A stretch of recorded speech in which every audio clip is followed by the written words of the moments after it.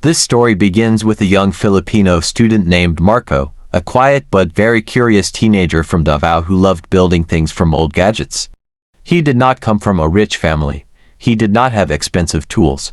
But he had one thing that made him different: his ideas.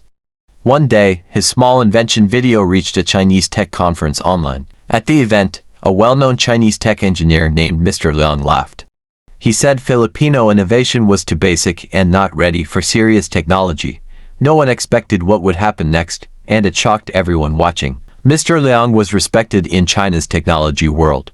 He worked with top companies and believed China was always years ahead of the Philippines. During a live conference, he was asked a simple question: "Do you believe Filipinos can compete in technology?" He laughed again and said, "Compete? No. They are only good at using our devices, not inventing new ones." The audience also laughed. Many Filipino viewers were hurt and angry, but instead of replying with insults, Marco made a decision. He decided to create something that would force the world to take Filipinos seriously. Marco's goal was simple: build a device that solved a real problem in daily life. In his hometown, there were often power shortages. Lights would go out and families had to use candles. Marco wanted to fix that. So, he started building a portable mini generator that could charge phones and power lights using motion and heat from the environment. He had no team, no funding, no fancy laboratory. He worked on a wooden table in his small room. His tools were old, his materials recycled. But his determination was fresh, powerful, and unstoppable. Marco's classmates did not believe in his idea. Some called him crazy. Some said a Filipino student could never build something big, but every time someone doubted him, he worked harder. He studied YouTube tutorials about energy systems, read free research papers on renewable power, and watched engineering lectures online. He taught himself like a warrior training before a battle. This was not about proving others wrong. This was about proving Filipinos have the power to innovate. His idea began to take shape. Little by little, the device started to come alive. After 6 months, Marco created a working prototype. It was not beautiful to look at. It was built with scrap metal, broken fan parts, and old wiring, but it worked. When he connected it to a small LED light, the bulb turned on, even without a battery. It used environmental heat and movement to produce energy. For the first time, his invention created light in a blackout-prone community. People were shocked. News began to spread. Local teachers told him to enter a science competition. Marco agreed. He believed his invention could be more than a school project. The science competition was not small, it was international. Students from Japan, South Korea, Singapore, and China joined. And yes, the same Chinese technology engineer, Mr. Leung, was one of the judges. When he saw Marco's invention on the list, he remembered the boy from the online video. He smirked and whispered to another judge, "This will be interesting." Everyone had modern equipment. Marco had recycled parts.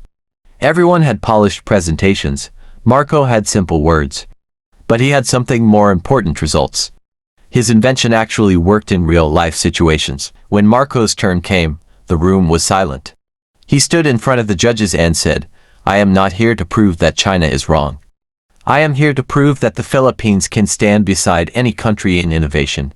Then, he activated the mini generator. A small fan rotated, lights flickered, and the device produced enough power to charge a phone. Gasps filled the room. People leaned forward. Judges took notes. Mr. Leung stopped smiling. The invention looked simple, but the science behind it was impressive. It was new, practical, and usable. One judge from Japan asked Marco how he built it. Marco explained every step in clear, simple language. He did not hide anything. He did not pretend to be a genius. He just explained it like a normal Filipino student with a dream. The judges were surprised by his knowledge. They saw something rare: creativity without ego, innovation without bragging. As the device continued running, they realized something even bigger. This invention could be mass-produced cheaply.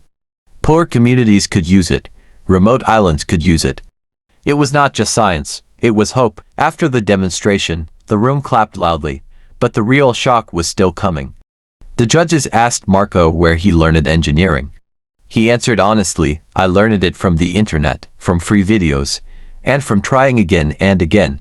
The judges looked at each other. One said, Real innovation does not need a perfect origin. It needs a purpose. Mr. Liang was silent. For the first time, he could not laugh. He realized this student had achieved something big without money, without labs, without status. And that truth was uncomfortable. The next stage was the ranking. Students from China and Japan scored high. Singapore and South Korea were strong competitors. When they called Marco's name, the audience waited. Third place went to Japan. Second place went to South Korea. When they announced first place, the room froze. First place, the Philippines. Marco won. People looked at Mr. Liang. He looked shocked, embarrassed, and speechless.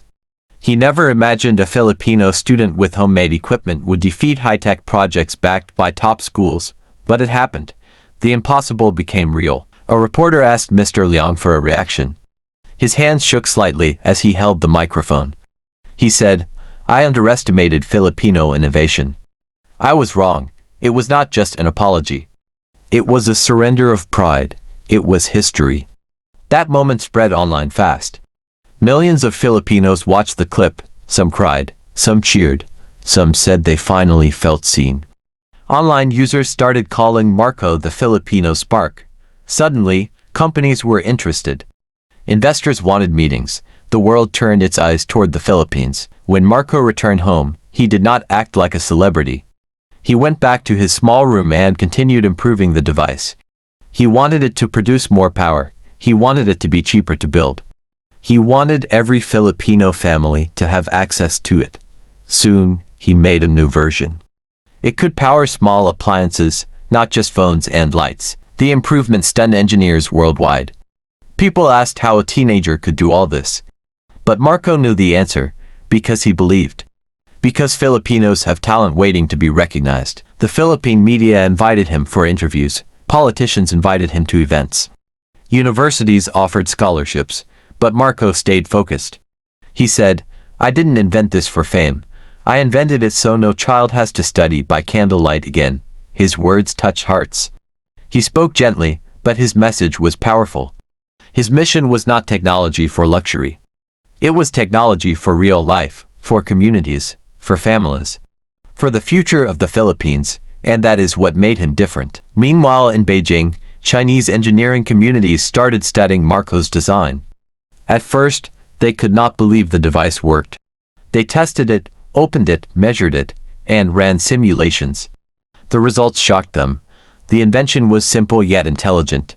It used energy sources that were always available. It was beginner level but brilliant. It was something they never thought to build.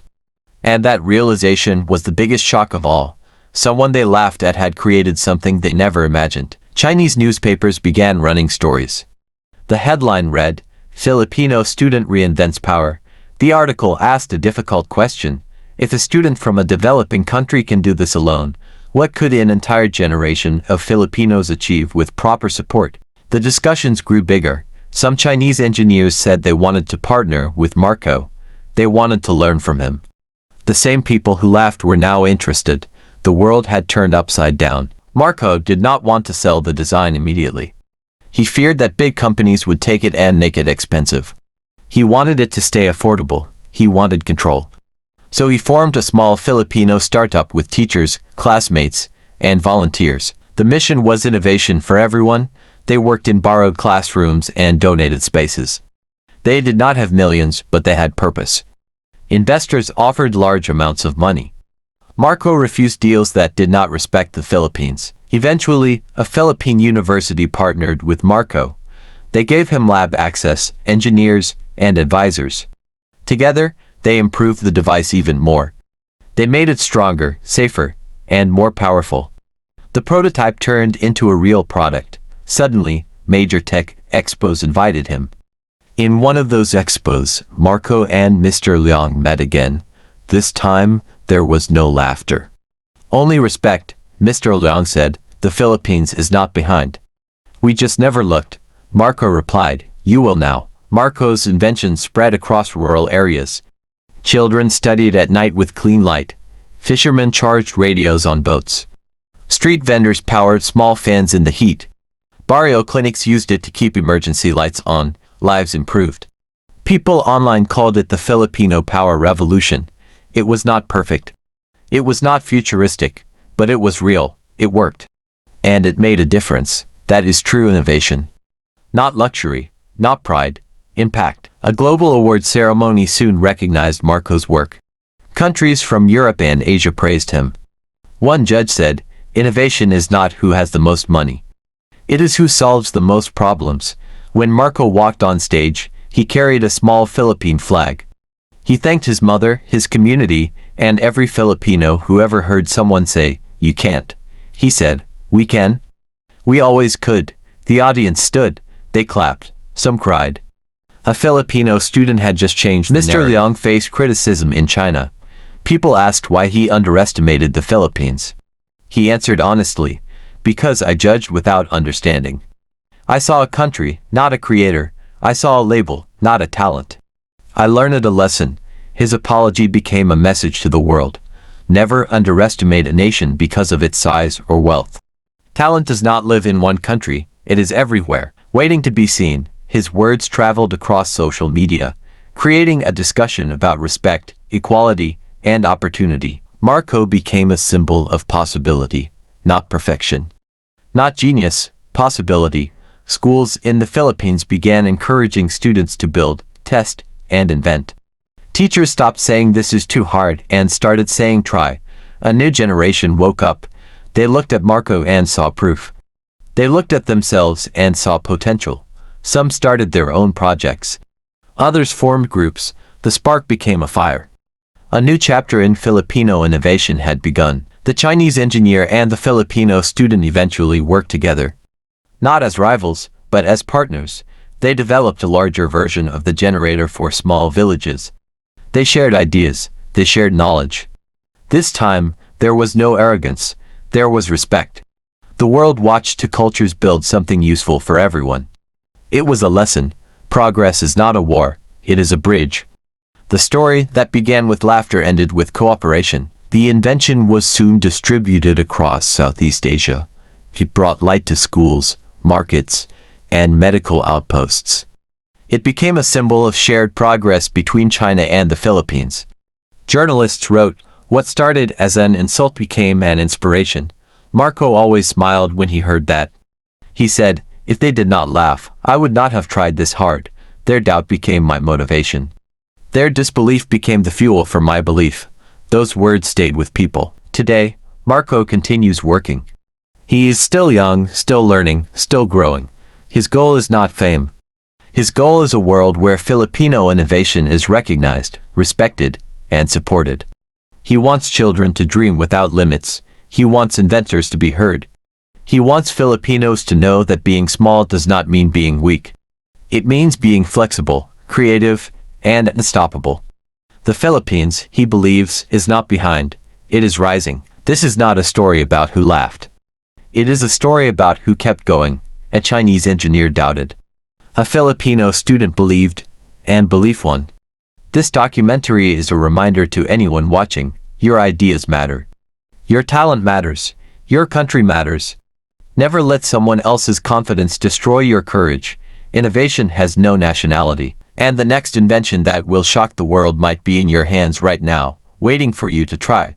The ending of this story is simple. The Philippines can, and the world will see it.